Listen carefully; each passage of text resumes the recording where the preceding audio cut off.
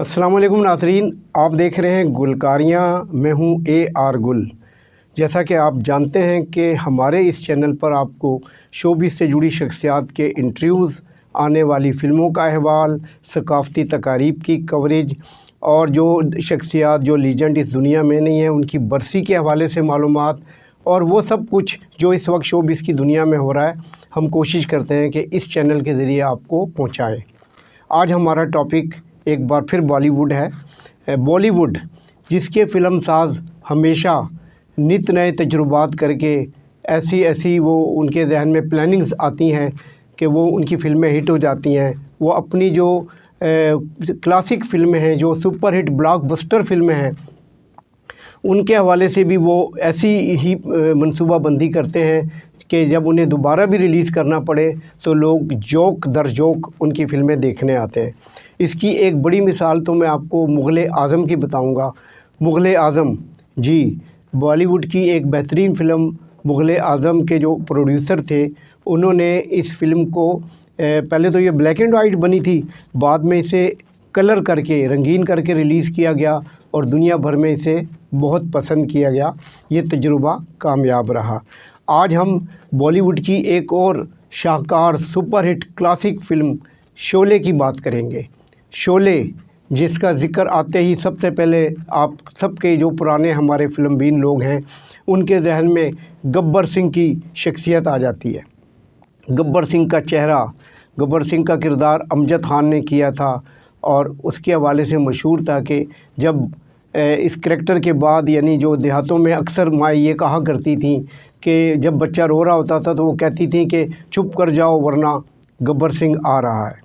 जी नाज़रीन, तो बात हो रही है फ़िल्म शोले की, जिसकी रिलीज़ को तकरीबन 50 साल से ऊपर का अरसा गुज़र चुका है और अब इसके फ़िल्म साज हिदायतकार रमेश सिप्पी जो इसके डायरेक्टर हैं, उन्होंने ऐलान किया है कि इस फ़िल्म का वाइंड अप यानी जो इसका इख्तिताम था उसको चेंज करके नए तब्दील करके एक बार फिर इस फ़िल्म को 12 दिसंबर को दोबारा रिलीज़ किया जा रहा है।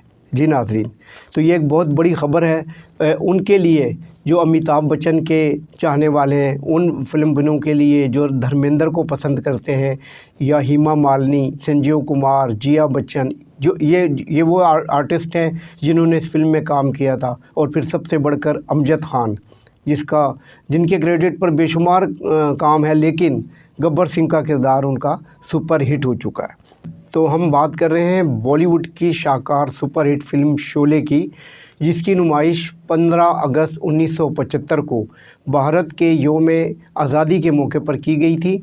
इस फिल्म के डायरेक्टर रमेश सिप्पी थे और इस फिल्म ने दुनिया भर में तारीख़ी कामयाबी हासिल की थी।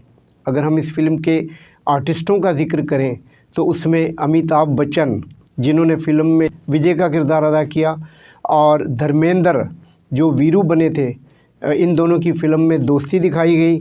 इसके अलावा इस फिल्म में हेमा मालिनी जिन्होंने बसंती का किरदार अदा किया था, और वो एक घोड़ा चलाती हैं, टांगा चलाने वाली ख़ातून है, जिनका एक जुमला बहुत मशहूर हुआ था फ़िल्म में कि अगर घोड़ा घास से दोस्ती कर लेगा तो वो खाएगा क्या। इसी तरह अमिताभ बच्चन और धर्मेंद्र दोनों के ऊपर पूरी फ़िल्म जो है बनी थी, दोनों ने मेन किरदार अदा किए थे। और इस फिल्म का एक खूबसूरत गाना, ये दोस्ती हम नहीं छोड़ेंगे, जी, ये इन दोनों की दोस्ती के ऊपर गाना था। दोनों फिल्म में जगह जगह टास्क करते हैं हर बात में आगे बढ़ने के लिए और फिर उसके मुताबिक आगे चलते हैं। जी, फिल्म में जिया बच्चन ने राधा का किरदार अदा किया था, संजीव कुमार ने ठाकुर बने थे जिनके जो है गब्बर सिंह ने बाजू काट दिए थे, और इस तरह वो मतलब दोनों हाथों से महरूम हो गए थे।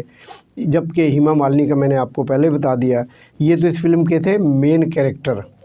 अब फिल्म के हवाले से बताता चलूँ कि इस फिल्म ने जब ब्लॉकबस्टर कामयाबी हासिल कर ली तो उसके बावजूद जो फ़िल्म साज और हिदायतकार थे वो इस फिल्म के वाइंड अप यानी कि उसके इख्तिताम से मुतमईन नहीं थे।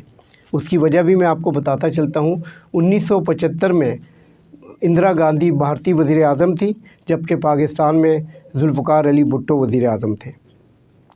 उस वक्त भारत में जो है अमन व अमान का बहुत ज़्यादा मसला था, इसलिए भारतीय फ़िल्म सेंसर बोर्ड और वहाँ का जो वजारत इत्तलात व नशरियात है, उन्होंने फ़िल्म साज़ों को इंतहाई सख्त किस्म की पॉलिसी दे रखी थी, जिसके मुताबिक फ़िल्म में तशद्दुद नहीं दिखाया जा सकता था, कोई मर्डर नहीं दिखाया जा सकता था, और इस तरह का जितना भी वायलेंस था वो ख़त्म था। चूँकि हिदायतकार रमेश सिप्पी ने इस फ़िल्म का वाइंड अप ये करना था कि उन्होंने संजीव कुमार यानी ठाकर के हाथों गब्बर सिंह को जूते मार मार कर क्योंकि उनके हाथों होते नहीं, वो लातों से उसको मारते हैं और वो बहुत ज़्यादा खून निकल आने के बाद बिल आखिर वो मर जाता है। लेकिन भारतीय फ़िल्म सेंसर बोर्ड ने इस वाइंड अप को कबूल नहीं किया, क्योंकि ये पॉलिसी थी उस वक्त की। लिहाजा उस वक्त ये किया गया कि गब्बर सिंह को गिरफ़्तार करके पुलिस के हवाले कर दिया गया था कि बाकी जो है अब सज़ा कानून देगा और किसी भी शख्स को कानून हाथ में लेने की इजाज़त नहीं है। ये वाइंड अप भी अगरचा लोगों ने बहुत ज़्यादा पसंद किया और ये शोले जो है दुनिया भर में इसने लाखों करोड़ों का बिज़नेस किया और सुपर हिट फ़िल्म कहलाई। लेकिन उसके बावजूद रमेश सिप्पी इस फ़िल्म के वाइंड अप से मुतमईन नहीं थे, लिहाजा अब उन्होंने फ़िल्म का दोबारा शूट करके वाइंड अप, और दोबारा से मुराद ये है कि वो पहले से उनके पास मौजूद था, उन्होंने वो, क्योंकि अब तो ज़ाहिर है कि अमजद खान मौजूद नहीं है और भी आर्टिस्ट नहीं हैं, लेकिन उनके पास चूँकि वो पहले वाला भी शूट मौजूद था, लिहाजा उन्होंने वाइंड अप तब्दील करके अब इस फ़िल्म के बारे में ऐलान किया है कि 12 दिसंबर को ये भारत के 1500 स्क्रीनों पर नुमाइश के लिए पेश की जा रही है। ये बहुत बड़ी बात है, और अगर पाकिस्तान और भारत के हालात अच्छे होते तो शायद पाकिस्तानी सिनेमा घरों में भी लोग शोले का पुरतपाक इस्तकबाल करते। लेकिन चूँकि अभी इन दोनों ममालिक के दरमियान कशीदगी चल रही है, इसलिए यहाँ तो मुमकिन नहीं है कि ये फ़िल्म रिलीज़ हो, ताहम शोले को एक बार फिर 12 दिसंबर को रिलीज़ किया जा रहा है। अब हम आपको इस फ़िल्म के दीगर गानों के हवाले से बताएं। सबसे मशहूर गाना जहाँ से फ़िल्म के जो है ना वो क्या कहते हैं ड्रामाई मनाजिर शुरू होते हैं, होली के दिन जब आते हैं, तो ये भी बड़ा मशहूर गाना शोले का था, जिसके बाद वो गब्बर सिंह आ जाता है और गांव में लूटमार शुरू हो जाती है। इसके अलावा कोई हसीना जब रूठ जाए, ये भी बड़ा सुपरहिट इस फिल्म का गीत है। और महबूबा महबूबा, ये भी आपने सुना होगा, अच्छा गाना है। और जब तक है जान, कहने का मकसद ये है कि शोले का म्यूज़िक भी सुपर हिट रहा, और मुकालमे तो क्या ही बात है। अगर हम सिर्फ अमजद खान की बात करें जो गब्बर सिंह बने हैं, उनका ये मशहूर ज़माना मुकालमा, कितने आदमी थे कालिया, सुअर के बच्चों तुम 4 और वो 2, इस तरह के इस फिल्म के मुकालमे थे जो आज तक सुपर हिट हैं। इसके अलावा भी अमजद खान ने जगह जगह पर ऐसे तारीख़ी यादगार परफॉर्मेंस दी है कि लोगों के जहन में अमजद खान गब्बर सिंह के तौर पर नक्श हो चुके हैं। हमें उम्मीद है कि फ़िल्म शोले 12 दिसंबर को जब ये दोबारा रिलीज़ होगी तो एक बार फिर ब्लॉकबस्टर कामयाबी हासिल करेगी।